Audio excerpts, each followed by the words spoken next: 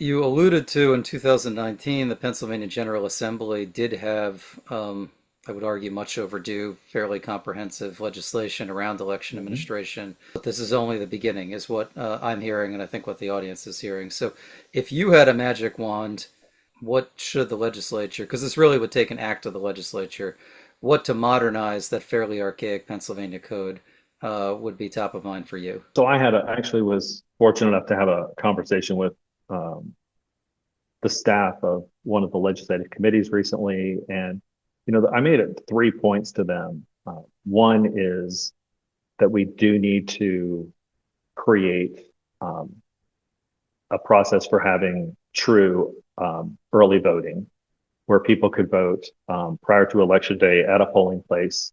And then secondly, we need to make some small changes to the process of pre-canvassing, which is when we are allowed to open up the mail-in ballots and then scan them. And it also, one of the issues we have with pre-canvassing today is that it pulls resources away from election day voting. Like I had probably 35 people here on election day helping us open ballots and scan them and all of that. Those are resources that I should be using to support my election day operations. And so one of the nice things about pre-canvassing is that it would let me push more resources into supporting election day voting. And the third thing, I talked to them about was just updating that we have aspects of our voter registration law that are very old. So, for instance, I can only cancel a voter who dies if I have a copy of a printed from the newspaper obituary, or if I have a report from the Department of Health.